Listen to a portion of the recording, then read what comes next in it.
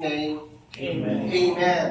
Ayan. Kung meron po kayong mga Biblia, ano po, kadalasan sanay tayo na may PowerPoint. Pero pag ganitong brown out, ano po talaga mas maganda pa rin na talagang meron tayong Bible. Ano po?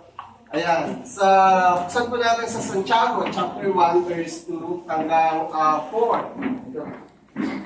Ano po? Santiago, chapter 1, verses 2 hanggang 4. Sabi po dito, mga kapatid, magalak kayo kapag kayo'y dumaranas ng iba't ibang uri ng pagsubok.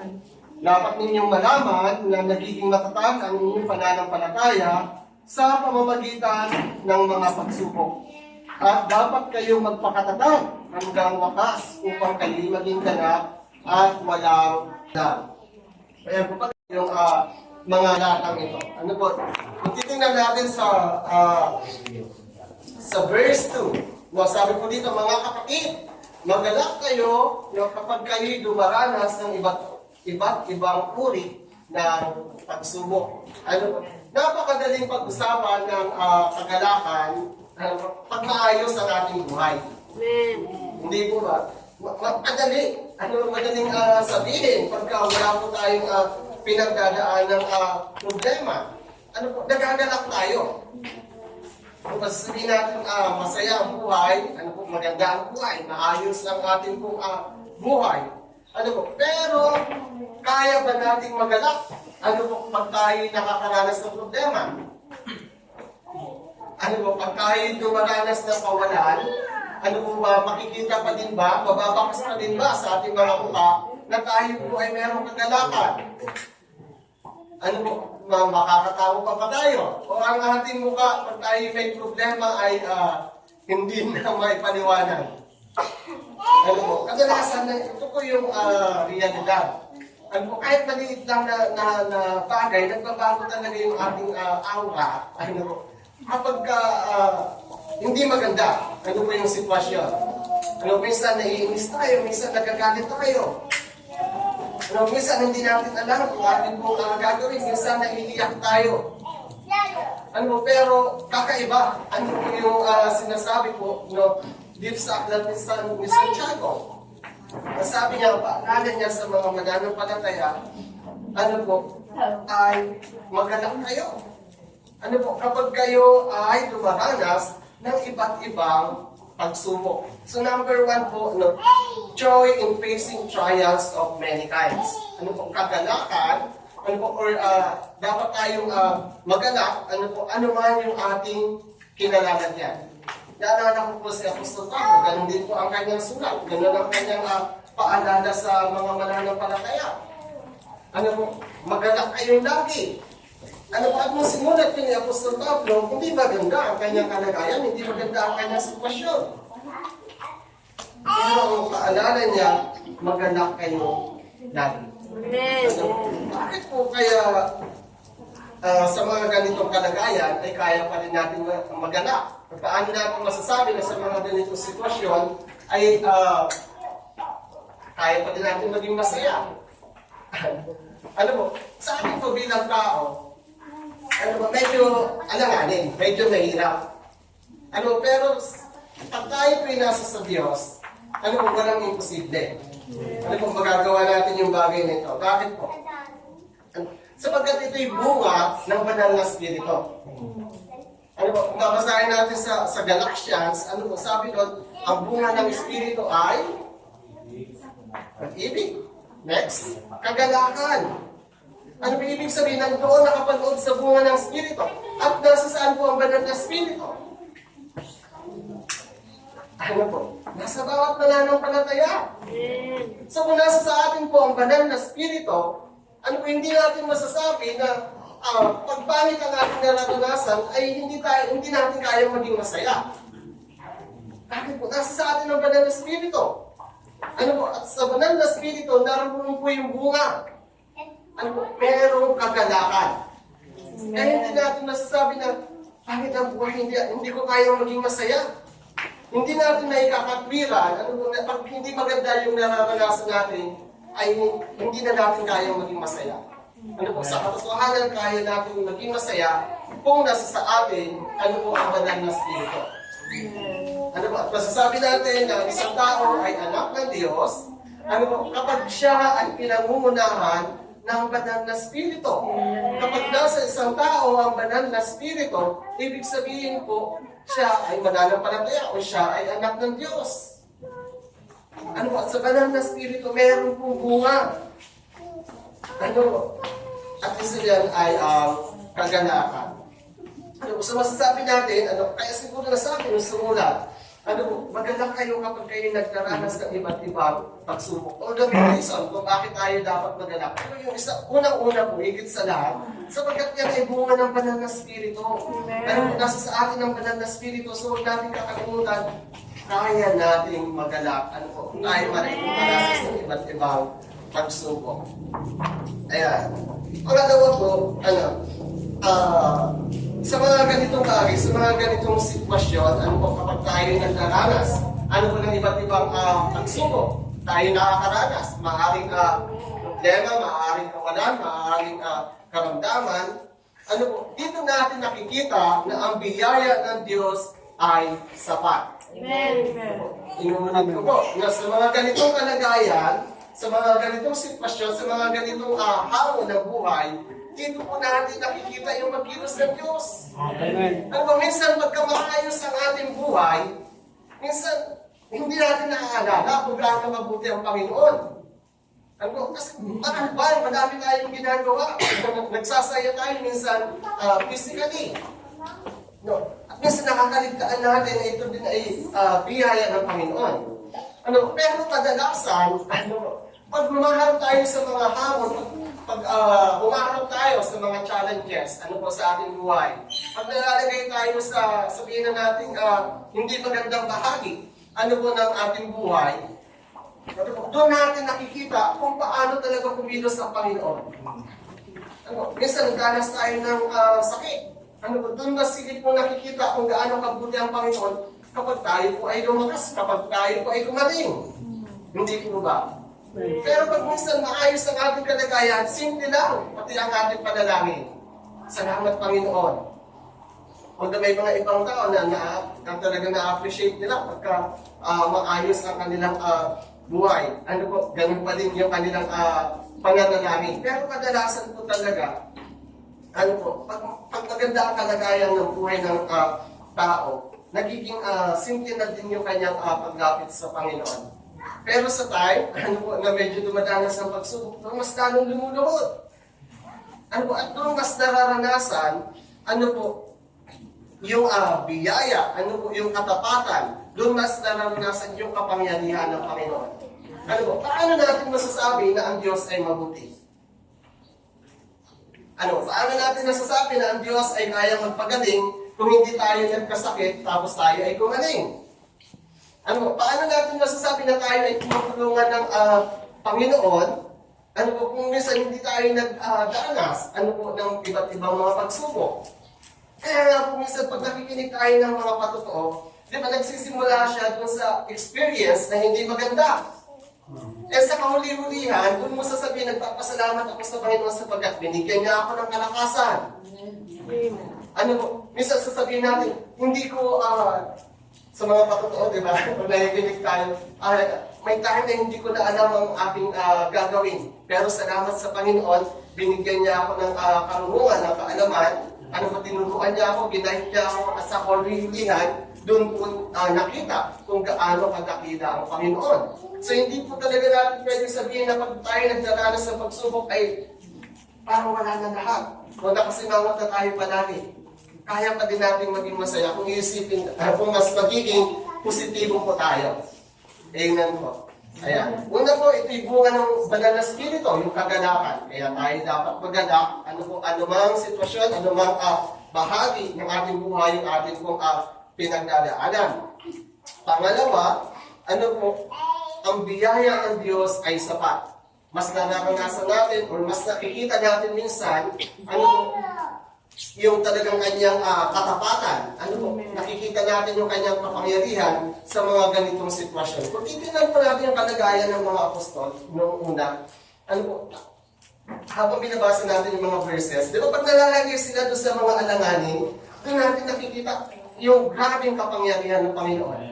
Ano po, sila'y nakulong. Ano po, pero doon sa loob ng kulungan, kumilos ang Panginoon.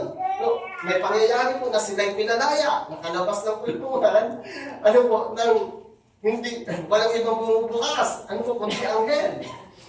Ano po, katulad ni na Daniel, ano po, tinapon sa kuweba na may mga leon.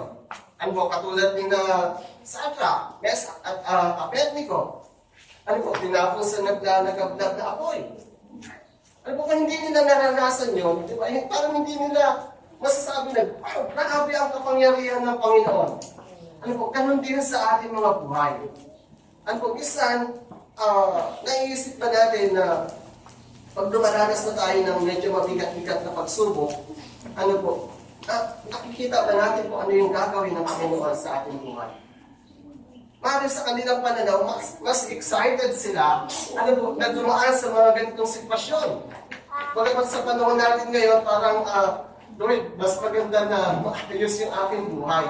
Ano po, pero paano tayo lalago? Paano tayo tatatag?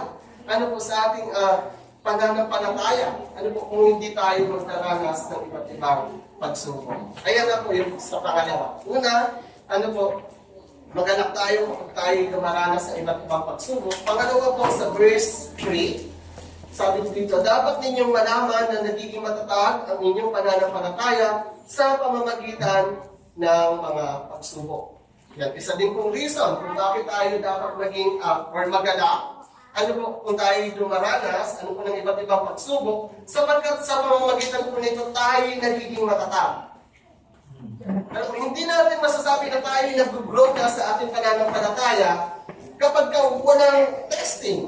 Ano po, kapag walang trials, kapag hindi tayo nag-test. Paano mapapatunayan na totoo yung iyong pananampalataya sa Panginoon kung hindi ito susubukin? Ano po? Katulad sa school. Ano po? Paano malalaman na ikaw ay talagang natuto kung hindi magkakaroon ng exams? Kung hindi magkakaroon ng quiz? Kaya mo merong quiz, kaya merong test para malaman kung ang estudyante ay natuto ba sa kanilang pinag-aaralan. Ganun din po sa ating pananampalataya sa ating pong Panginoon. Dumadaan tayo sa iba't ibang pagsubok para malaman kung totoo ang ating pananampalataya. Naniniwala ka ba talaga na kayang gawin ng Diyos ang mga imposibleng bagay? Naniniwala ka ba na kayang tulungan ng Panginoon? Naniniwala ka ba na kayang magpagaling ng Panginoon? Nakapakinig tayo ng kanyang mga salita. Ano? Ngayon, totoo ba yung ating pananampalataya? O kaya ba natin panampalatayanan ang kanyang mga salita?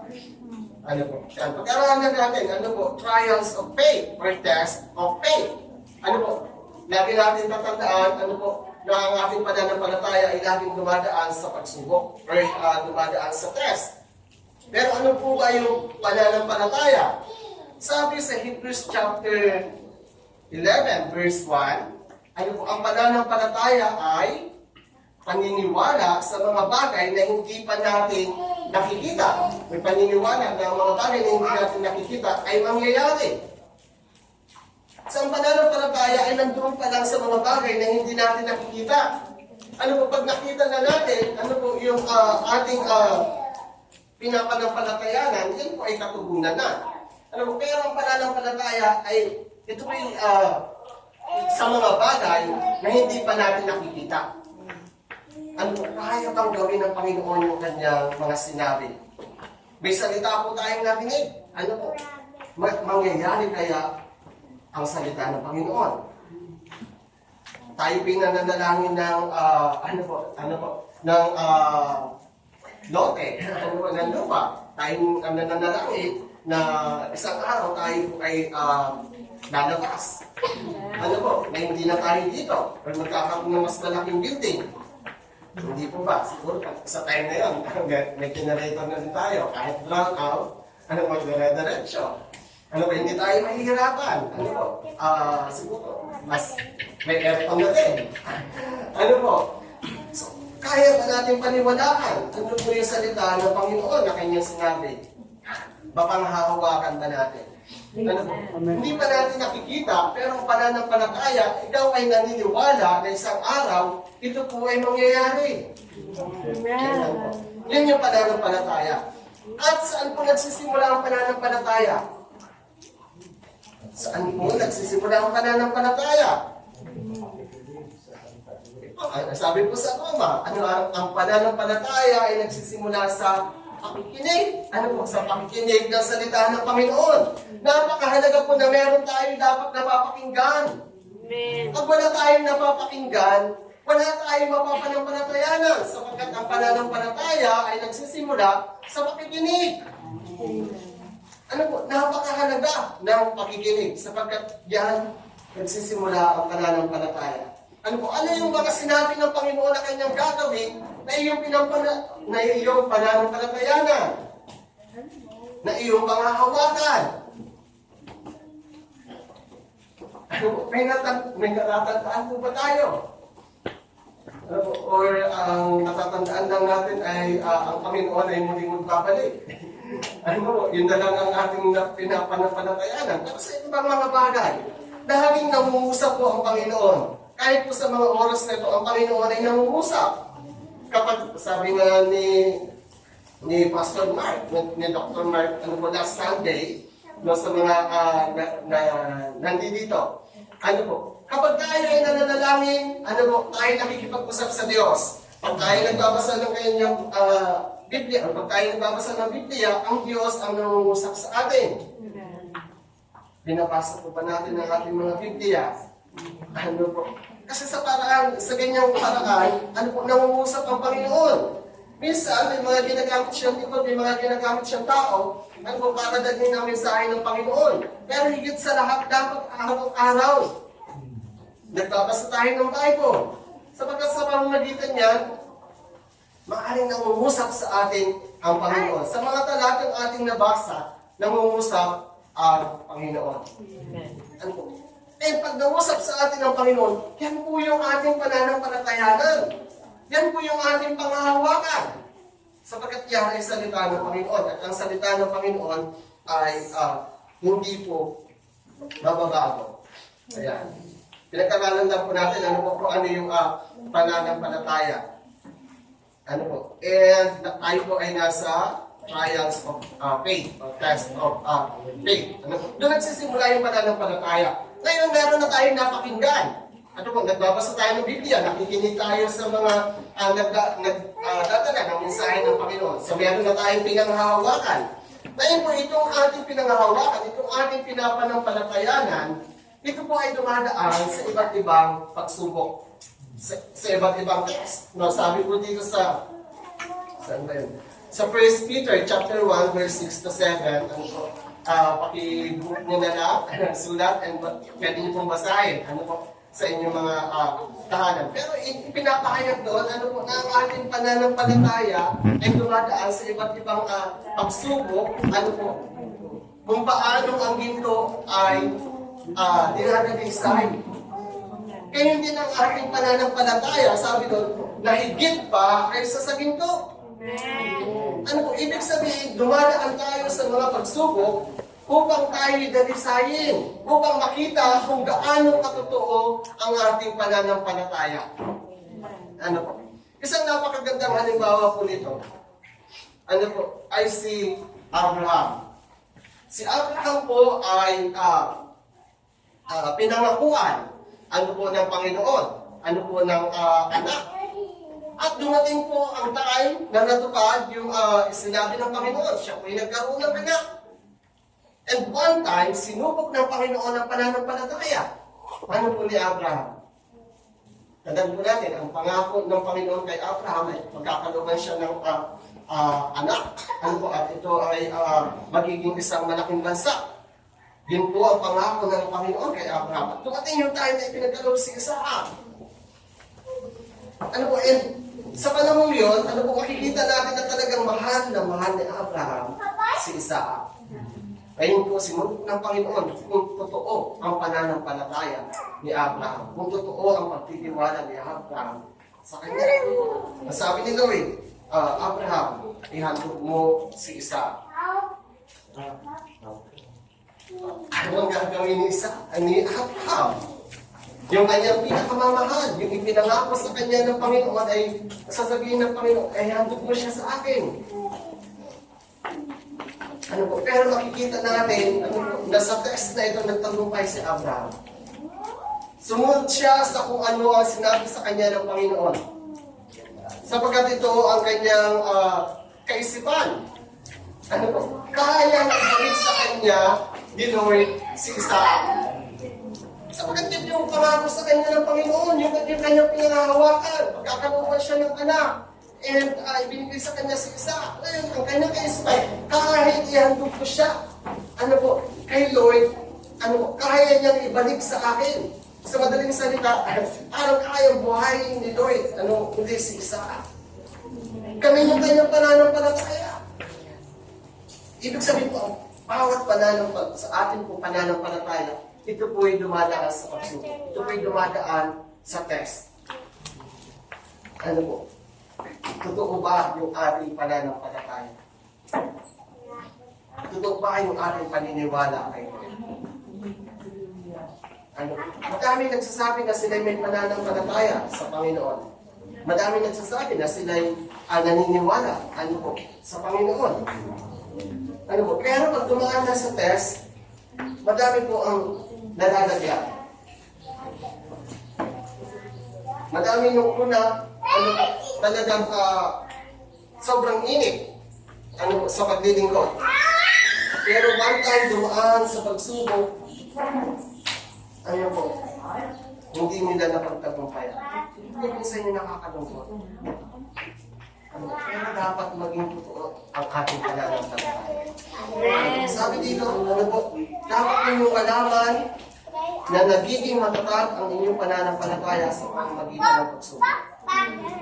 Ang pagsubok ay hindi dapat maglayo sa atin sa Panginoon. Amen. Ito dapat ay magpatatag sa ating pananampalataya. Amen.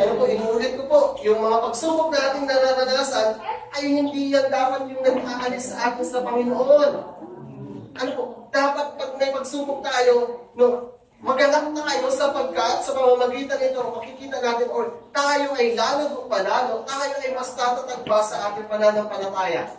Masabi din naman sa Biblia sa Romans, walang pagsubok na ipinagkakaloob sa bawat isa o sa isa na hindi na naranasan ng ibang tao. At kung tayo man ay dumanas ng pagsubok, tayo tutulungan ng Panginoon para atin itong malampasan. Hindi pinagkakalooban, ng pagsubok ang isa na hindi niya kaya. Ang pagsubok na ipagkakaloob sa iyo ng Panginoon ay kung ano yung kaya mo. Pagbigat ng pagsubok, ibig sabihin po, mas matatag ka. Kasi ibig sabihin, kahit gaano, kalaki, yung test, or yung pagsubok na ating nararanasan, ibig sabihin po, ganun din kalaki yung iyong pananampalataya na kaya mo magtagumpayan sa magsasabi ng Panginoon, hindi ka niya bibigyan ng pagsubok na hindi mo kayang lampasan. Amen. Lahat ng pagsubok na dumadaan sa buhay ng tao, kaya niya. Maliban na lang na mawala ang ating pananampalataya sa Kanya. Kung gagawin natin ito sa ating sarili lamang, talagang hindi. Mabibigo po tayo.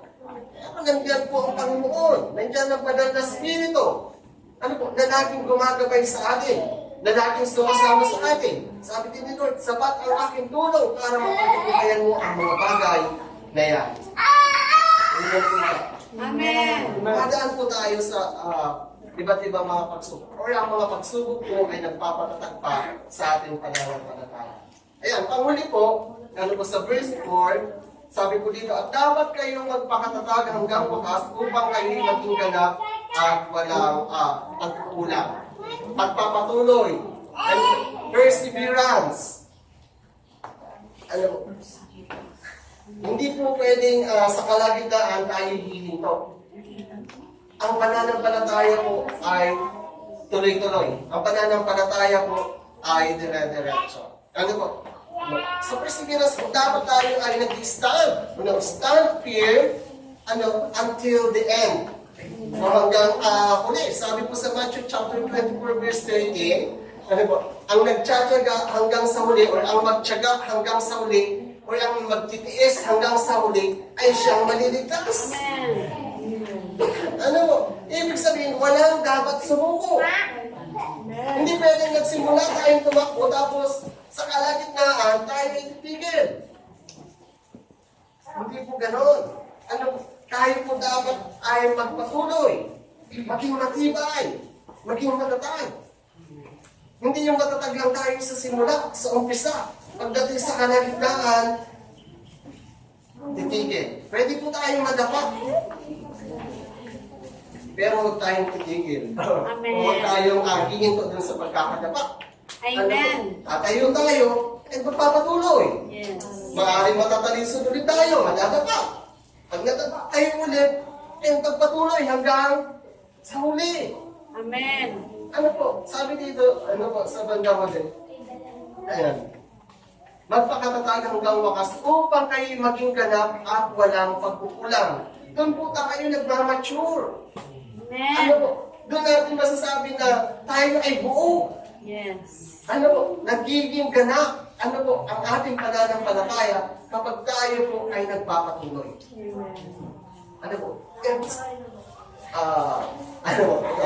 Walang dapat na iwan. Yes. Alam natin malapit na ang pagdating ng Panginoon. Walang eksaktong araw, walang eksaktong oras, walang eksaktong taon. Bagamat may mga nagpipredict, parang sabi, sa ganitong buwan, sa ganitong taon. Nakikita natin ang mga senyales. Talagang malapit na ang pagdating ng Panginoon, pero wala lang alam ng talagang oras at taon. Diyan po ay nasa sa Panginoon.